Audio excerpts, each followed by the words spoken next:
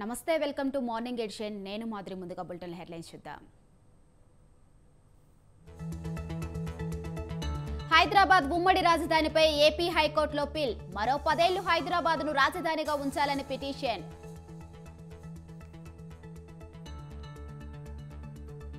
ఇందిరమ్మ ఇళ్ల పథకానికి తెలంగాణ సర్కార్ శ్రీకారం ఈ నెల 11న ప్రారంభించనున్న ప్రభుత్వం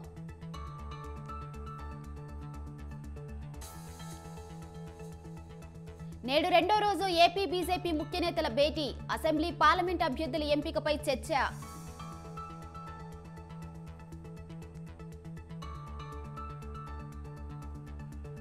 బీజేపీ విజయ సంకల్ప యాత్రలకు ఎమ్మెల్యే రాజా సింగ్ దూరం హైదరాబాద్ ఎంపీ సీటు దక్కకపోవడంపై అసంతృప్తి నేడు కేంద్ర కేబినెట్ విస్తృత స్థాయి సమావేశం మంత్రులు సహాయ మంత్రులతో ప్రధాని భేటీ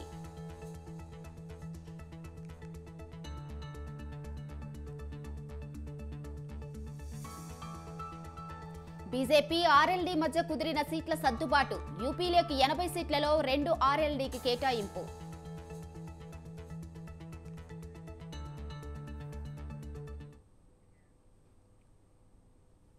హైదరాబాద్ పాత బస్తీలో ఓ చిన్నారి కిడ్నాప్ కలకలం రేపింది. చెంచలగూడలో నర్సింగ్ హోమ్ హాస్పిటల్లో 9వ నెల పాపను పని మనిషి కిడ్నాప్ చేసింది. ఛత్తీస్గఢ్కు చెందిన మహిళ ఇంట్లోని పనులన్నీ ముగించుకొని పాపను కిడ్నాప్ చేసుకుని పరారీ అయింది. దీంతో మాదన్నపేట పిఎస్లో బాధిత కుటుంబం ఫిర్యాదు చేసింది. దీంతో కేసు నమోదు చేసుకున్న పోలీసులు దర్యాప్తు ప్రారంభించింది. అయితే ఆ పని మనిషి ఛత్తీస్గఢ్కు చెందిన షహనాజ్ ఖాన్గా గుర్తించారు. కేసు నమోదు చేసుకుని సీసీటీవీ ఆధారంగా దర్యాప్తు చేపట్టారు.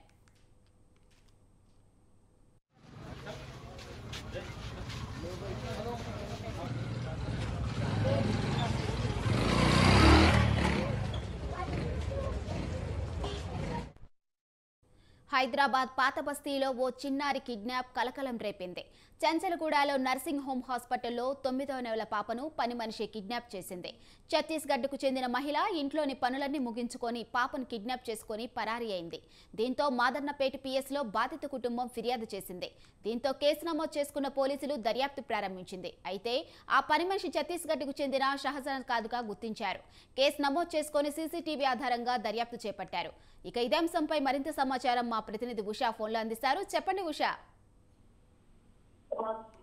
మాదిరి పాతబస్తీ మాధవపేట పోలీస్ స్టేషన్ పరిధిలోని చెంచల్గూడలోని నర్సింగ్ హోమ్ హాస్పిటల్లో 9 నెలల పాపను పని మనిషి కిడ్నాప్ చేసింది. ఇంట్లోని పనులన్నీ ముగించుకొని పాపను కిడ్నాప్ చేసుకుని పరారీ అయినట్టు కుటుంబ సభ్యులు అయితే పోలీస్ స్టేషన్ లో కంప్లైంట్ చేశారు. ఛత్తీస్గఢ్ కి చెందినటువంటి ఈ పని మనిషి ఎవరైతే ఉన్నారో తను ఇచ్చినటువంటి ఐడి ప్రూఫ్స్ అన్ని కూడా కలెక్ట్ చేసుకున్నటువంటి పోలీసులు ఆమె షహనాజ్ ఖాన్ గా గుర్తించారు. ప్రస్తుతం చూసుకున్నట్టయితే మాదన్నపేట పోలీస్ స్టేషన్ లో నమోదైన కేసు ఆధారంగా ఏదైతే కేసు ఆధారంగా సీసీ కెమెరా ఫుటేజెస్ అన్ని కూడా పర్యవేక్షించారు. అలాగే సంఘటన స్థలానికి చేరుకున్నటువంటి south east zone DCP Janaki ఎవరైతే ఉన్నారో మొత్తం కూడా సంబంధించినటువంటి పూర్తి వివరాలు టెక్నికల్ ఎవిడెన్సెస్ లో భాగంగా ఉన్నటువంటి సీసీ కెమెరా ఫుటేజెస్ ని అక్కడ ఉన్నటువంటి మాన్యువల్ ఇంటెలిజెన్స్ ని మొత్తాన్ని కూడా అడిగి తెలుసుకొని కేసుని అయితే 12 గంటల లోపు ఛేదించారు. మాదన్నపేట 9 నెలల పాప కిడ్నాప్ కేసుకు సంబంధించి ఎత్తుకెళ్లిన ఇంకో కేర్ టేకర్ ఎవరైతే ఉన్నారో పని మనిషి షహనాజే ఈ కిడ్నాప్ చేసినట్టుగా గుర్తించారు.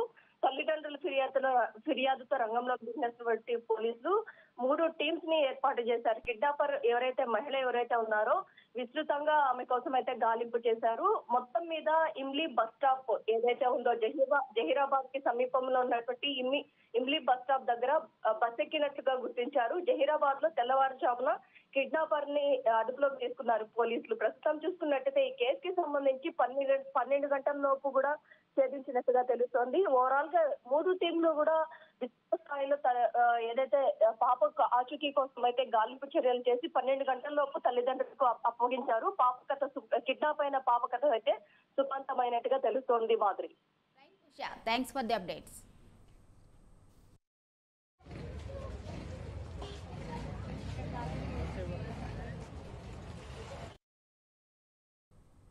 ప్రధాని నరేంద్ర మోదీ రేపు తెలంగాణ పర్యటనకు రానున్నారు.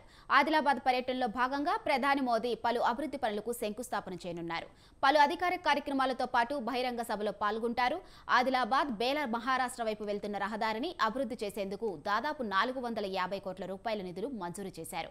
ఈ పనులకు ప్రధాని మోదీ భూమి పూజ చేయనున్నారు.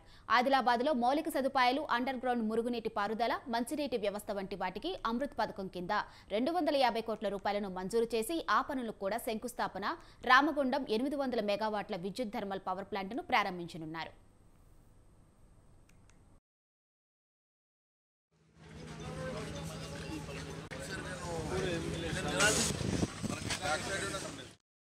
కూడా ఏ ప్రభుత్వం చేయనంతగా ఈ తెలంగాణ ప్రాంతానికి కొన్ని లక్షల కోట్ల రూపాయలు సాయం చేసి రాష్ట్ర ప్రభుత్వాన్ని, రాష్ట్ర ప్రజల్ని ఆదుకొని కాపాడేటువంటి నరేంద్ర మోడీ గారు తెలంగాణ ప్రజల మీద, తెలంగాణ ప్రాంతం మీద ప్రత్యేకమైనటువంటి అభిమానంతో వారి ఇక్కడికి రావడం మాకు చాలా ఆనందంగా ఉన్నది.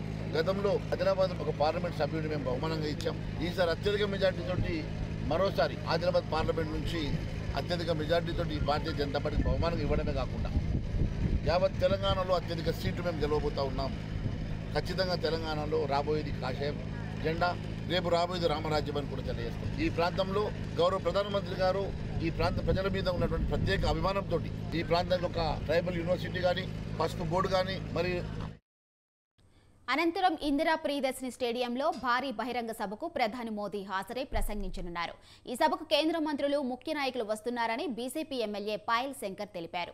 ఇక లోక్సభ ఎన్నికలకు ముందు ప్రధాని నరేంద్ర మోదీ వస్తున్న తరుణంలో జిల్లాకు పలు వరాలు ఇచ్చే అవకాశం ఉంది. ఆదిలాబాద్కు ఎయిర్పోర్ట్ మంజూరు చేయడంతో పాటు ఆసియాలోని అతిపెద్ద కాటన్ మార్కెట్ అయిన ఆదిలాబాద్కు టెక్స్టైల్ పార్కును ప్రకటించే అవకాశం ఉంది.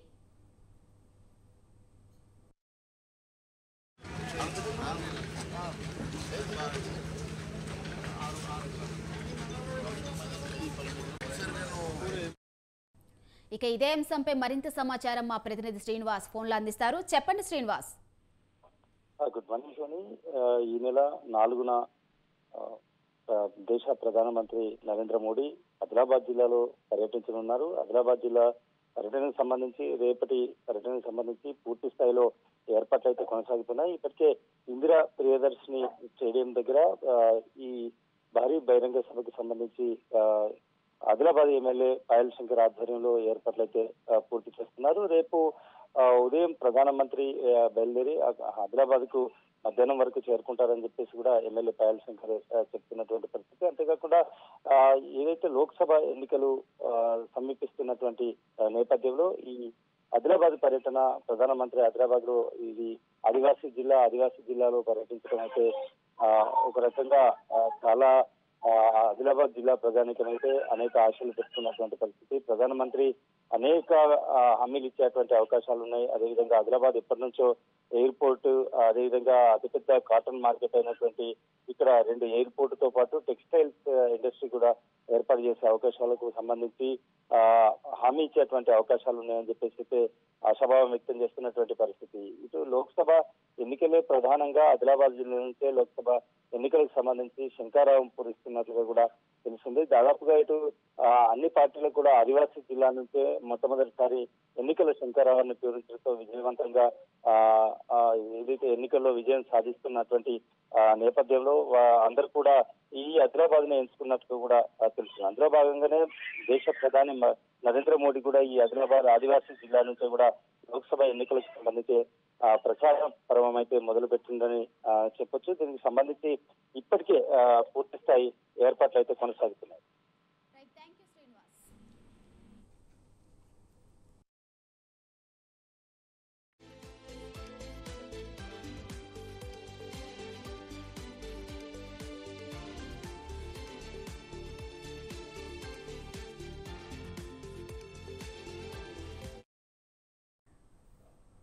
పార్లమెంట్ ఎన్నికల్లో 400 సీట్లే లక్ష్యంగా బరిలోకి దిగుతున్న బీజేపీ దేశవ్యాప్తంగా ఎన్నికల్లో పోటీ చేయబోయే అభ్యర్థుల తొలి జాబితా విడుదల చేసింది. బీజేపీ తొలి జాబితా మొత్తం 195 మందితో రిలీజ్ చేసింది. అందులో తెలంగాణ నుంచి 9 మందిని ప్రకటించగా ఆంధ్రప్రదేశ్ నుంచి మాత్రం ఒక్కరి పేరు కూడా ప్రకటించలేదు. దీనికి కారణం పొత్తులపై సమాలోచనలేనా లేక మరేదైనా ఉందా అనేది చర్చనీయాంశంగా మారింది.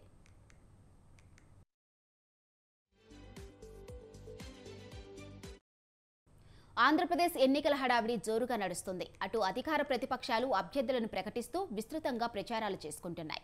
ప్రతిపక్షంలో ఉన్న టీడీపీ ఇప్పటికే జనసేనను కలుపుకొని ఎన్నికలకు వెళ్లేందుకు పొత్తు కుదుర్చుకుంది. ఇటు బీజేపీతో కూడా కలిసేందుకు సిద్ధంగా ఉన్నామని ఇప్పటికే ప్రకటించగా, రాష్ట్ర బీజేపీ నేతలు మాత్రం పొత్తుల విషయంపై అధిష్టానాన్నదే తుది నిర్ణయమని చెబుతున్నారు. పొత్తులు కొలిక్కి రానందువల్లే ఏపీలో టికెట్లను ప్రకటించలేదా అనే అనుమానాలు వ్యక్తమవుతున్నాయి.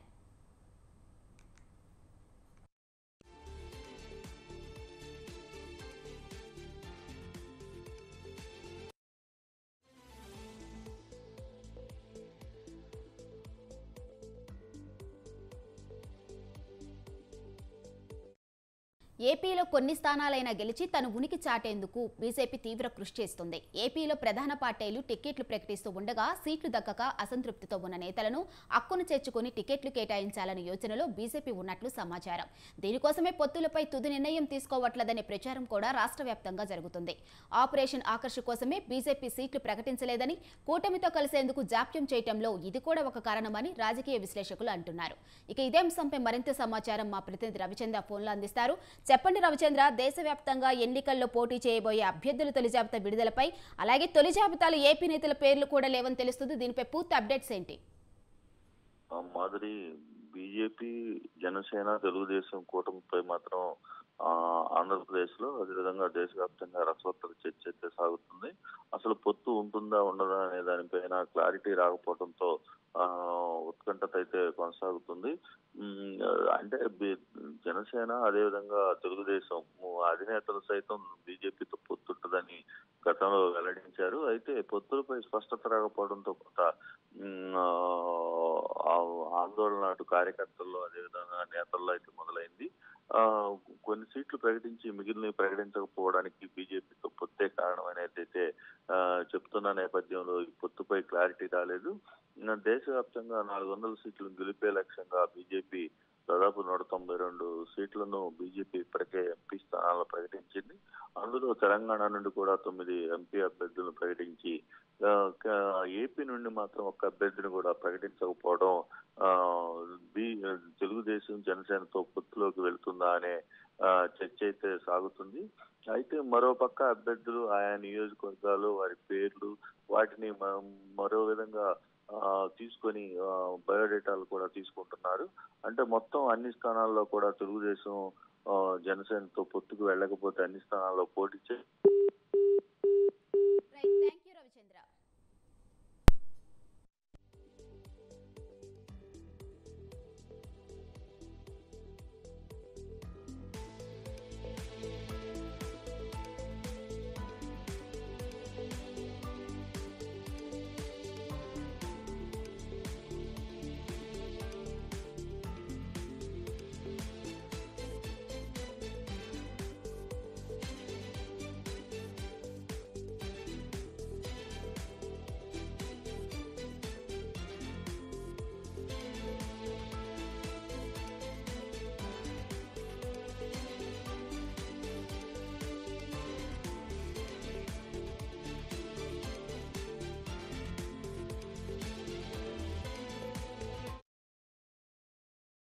ఈ నెల 10న ప్రకాశం జిల్లా మేదరమెట్ల సమీపంలో నిర్వహించనున్న సిద్ధం సభకు ఏర్పాట్లు చేస్తున్నారు వైసీపీ నేతలు.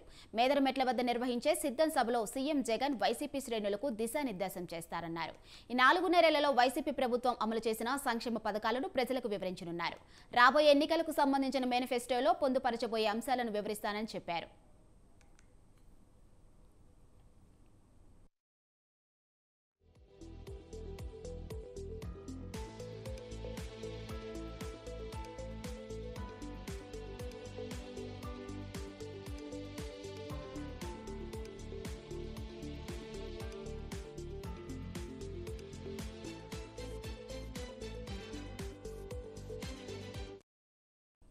ఇక 4వ సిద్ధం సభకు గుంటూరు, పల్నాడు, బాపట్ల, ప్రకాశం, నెల్లూరు, తిరుపతి జిల్లాల నుంచి 15 లక్షల మందికి పైగా హాజరవుతారని అంచనా వేస్తున్నారు.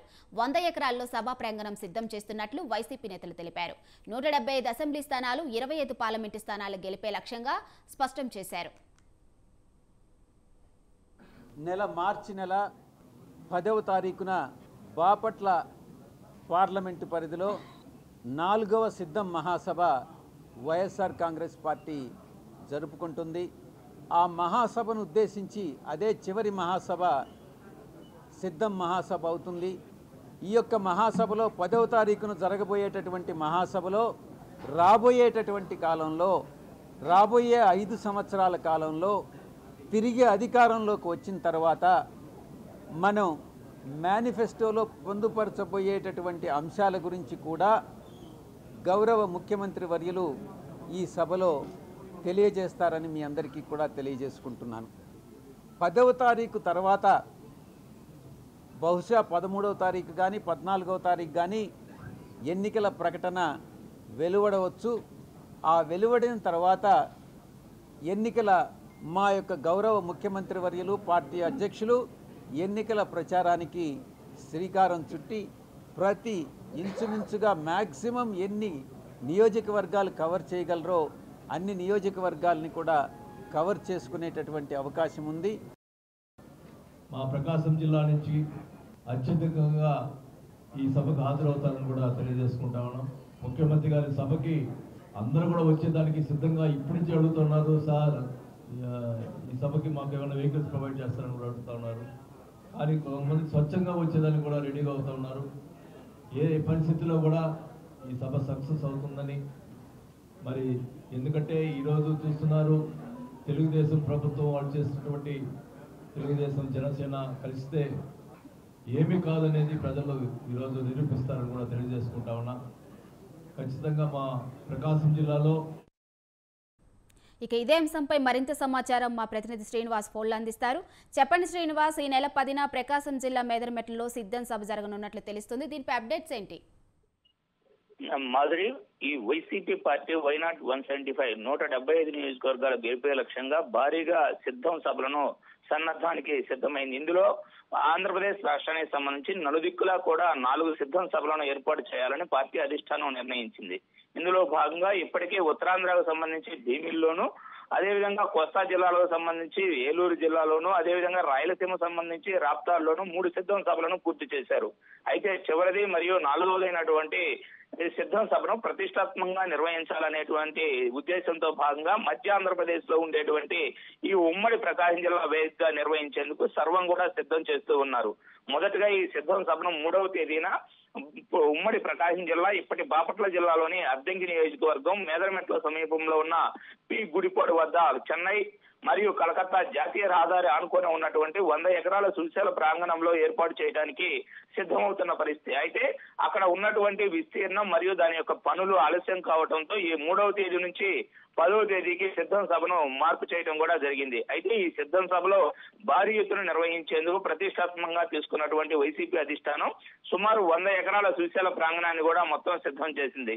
ఈ 100 ఎకరాల ప్రాంగణంలో 6 పార్లమెంట్ నియోజకవర్గాలు మరియు అదేవిధంగా 6 కొత్త జిల్లాలు అయినటువంటి పల్నాడు, బాపట్ల, గుంటూరు జిల్లాలతో పాటుగా ప్రకాశం, నెల్లూరు, తిరుపతి ఈ 6 జిల్లాలకు సంబంధించి 42 నియోజకవర్గాలకు సంబంధించినటువంటి 15 నుంచి 16 లక్షల మంది సేకరణ లక్ష్యంతో ఈ సిద్ధం సభను నిర్వహిస్తున్నారు. అంతేకాకుండా ఈ సిద్ధం సభలో గడిచిన 5 సంవత్సరాల్లో ప్రభుత్వం చేసినటువంటి సంక్షేమ పథకాలతో పాటుగా భవిష్యత్తులో పార్టీ గెలిస్తే నెక్స్ట్ తమ పాలనలో చేయబోయేటువంటి కార్యక్రమాలైనటువంటి మేనిఫెస్టోను కూడా ఈ సిద్ధం వేదికగా ప్రకటించనున్నట్లు ఇప్పటికే రీజనల్ కోఆర్డినేటర్ విజయసాయి రెడ్డి గారు తెలియజేసి ఉన్నారు. అంతేకాకుండా ఈ సిద్ధం సభలో ప్రతిపక్షాలకు ధీటుగా స్పందించడమే కాకుండా ప్రభుత్వం చేస్తున్న అభివృద్ధి సంక్షేమానికి పెద్దపీట వేయడం, అదేవిధంగా భవిష్యత్తు మేనిఫెస్టోని విడుదల చేయడమే కాకుండా మిగిలినటువంటి స్థానాలకు సంబంధించి అభ్యర్థులను కూడా కొంతవరకు ప్రకటించవచ్చు అనేటువంటి ఊహాగానాలు కూడా నెలకొని ఉన్నాయి మాదిరి.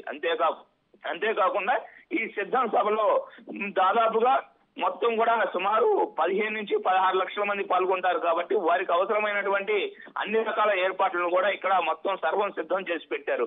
అంతేకాకుండా ఎన్నికల కోడ్ కూడా సమీపిస్తుంది కాబట్టి ఎన్నికల కోడ్ ఏ క్షణంలోనైనా రావచ్చు కాబట్టి ఈ ఎన్నికల ప్రచారానికి ముందు అదే స్థాయిలో భారీగా కూడా ఈ సభను ఏర్పాటు చేసేందుకు మొత్తం కూడా ప్రతిష్టాత్మకంగా తీసుకొని ఈ 6 జిల్లాలకు సంబంధించినటువంటి ఇన్ఛార్జీలతో పాటు ఎంపీలు మరియు స్థానిక ఎమ్మెల్యేలు సుమారు 42 నియోజకవర్గాలకు సంబంధించినటువంటి ఇన్ఛార్జీలు, ఎమ్మెల్యేలు ఎవరైతే ఉన్నారో అందరూ కూడా ప్రతిష్టాత్మకంగా సిద్ధం సభను పరిశీలించడమే కాకుండా ఇక్కడికి వచ్చేందుకు జన సమీకరణ కూడా సిద్ధమవుతున్న పరిస్థితి ఉంది. అంతేకాకుండా రేపు 6వ తేదీన జగన్మోహన్ రెడ్డి ముందుగా ప్రకాశం జిల్లాకు రానున్నారు. ప్రకాశం జిల్లాలోని వెలుగొండ ప్రాజెక్టుకు సంబంధించిన టన్నెల్ను ఓపెన్ చేసి జాతికి అంకితం చేసే ఉద్దేశంతో 6వ తేదీన జగన్మోహన్ రెడ్డి ప్రకాశం జిల్లాకు రానున్నారు. నెక్స్ట్ అదేవిధంగా 10వ తేదీన తిరిగి సిద్ధం సభకు కూడా రానున్నారు. ఒకే నెలలో వరుసగా 3 సార్లు దాదాపు 15 రోజుల వ్యవధిలో 3 సార్లు జగన్మోహన్ రెడ్డి ప్రకాశం జిల్లాకు రావడం వెనుక ప్రకాశం జిల్లా పైన వైసీపీ పూర్తి కసరత్తే చేస్తుందని చెప్పొచ్చు. ఇప్పటికే ఉమ్మడి ప్రకాశం జిల్లాకు సంబంధించిన 12 నియోజకవర్గాల్లో 10 నియోజకవర్గాలకు రానున్న ఎన్నికల్లో పోటీలో ఉండేటువంటి అభ్యర్థులను కూడా నిర్ణయించడం జరిగింది. అదేవిధంగా ఒంగోలు పార్లమెంట్ కూడా చెవిరెడ్డి భాస్కర్ రెడ్డిని ప్రకటించిన నేపథ్యంలో ఇంకా ఒంగోలు అసెంబ్లీ నియోజకవర్గంతో పాటు చీరాల నియోజకవర్గానికి మాత్రమే వైసీపీ అభ్యర్థులను ప్రకటించాల్సి ఉంది. ఈ ఇద్దరు అభ్యర్థులను కూడా ఈ సిద్ధం సభకు ముందుగానే ప్రకటించేటువంటి అవకాశం ఉందని కూడా జిల్లా వ్యాప్తంగా చర్చ జరుగుతున్న పరిస్థితి ఉంది మాదిరి. అయితే ఏదైతే వైసీపీ ప్రభుత్వం ప్రతిష్టాత్మకంగా చేపట్టిందో ఈ సిద్ధం సభను పూర్తి సక్సెస్ చేసేందుకు కూడా స్థానిక నేతలంతా కూడా అహర్నిశలో కష్టపడుతున్న పరిస్థితిని కూడా ఇక్కడ మనం గమనించవచ్చు. అయితే మేనిఫెస్టోను విడుదల చేసేటువంటి కేంద్రంగా ఈ మేదరమెట్ల సమీపంలో ఉన్న పి గుడిపాడు వేదిక కావడం కూడా ప్రకాశం జిల్లా వాసులంతా కూడా ఆనందం వ్యక్తం చేస్తున్న పరిస్థితి అయితే ఉంది. అంతేవిధంగా భారీ జన సమీకరణ కూడా జరగనున్న నేపథ్యంలో జన సమీకరణకు సంబంధించినటువంటి ఏర్పాట్లను కూడా ఇన్ఛార్జీలు, రీజనల్ కోఆర్డినేటర్లు దగ్గరుండి కూడా పర్యవేక్షణ చేస్తూ ఉన్నారు Madhuri. Right Srinivas, thanks for the updates. సొంత ఇంటి నిర్మాణానికి 5 లక్షలు అందజేసే ఇందిరమ్మ ఇళ్ల పథకానికి ప్రభుత్వం శ్రీకారం చుట్టనున్నది. 6 గ్యారంటీలో ఒకటైన ఇందిరమ్మ ఇళ్ల పథకాన్ని ఈ నెల 11న ప్రారంభించాలని సీఎం రేవంత్ రెడ్డి నిర్ణయించారు. అవసరమైన ఏర్పాట్లు చేయాలని అధికారులను ఆదేశించారు. గృహ నిర్మాణ శాఖ మంత్రి పొంగులేటి శ్రీనివాసరెడ్డి, రవాణా మంత్రి పొన్నం ప్రభాకర్, సీఎం సలహాదారు వేం నరేందర్ రెడ్డి తదితరులతో సీఎం రేవంత్ నిన్న సచివాలయంలో ఇందిరమ్మ ఇళ్ల పథకానికి సంబంధించిన మార్గదర్శకాలపై సమీక్ష నిర్వహించారు. రాష్ట్రంలో ఇండ్లు లేని నిరుపేదలందరికీ ఈ పథకం వర్తింపచేయాలని, అందుకు అనుగుణంగా విధి విధానాలు రూపొందించాలని సీఎం ఆదేశించారు. ప్రజాపాలనలో దరఖాస్తు చేసుకున్న వారికి తొలుత ప్రాధాన్యం ఇవ్వాలని సూచించారు. తొలుత ఒక్కో నియోజకవర్గానికి 3500 ఇళ్లు మంజూరు చేయాలని సూచనప్రాయంగా నిర్ణయం తీసుకున్నారు.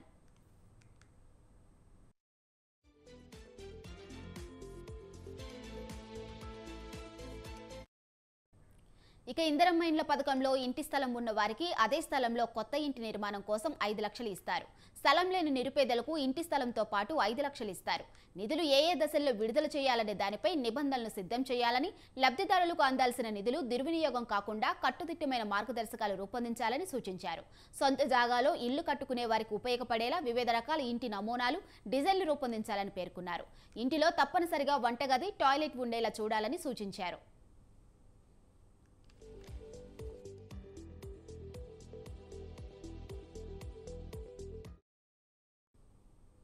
ఇవి మార్నింగ్ ఎడిషన్ అప్డేట్స్. చూస్తూనే ఉండండి స్వతంత్ర.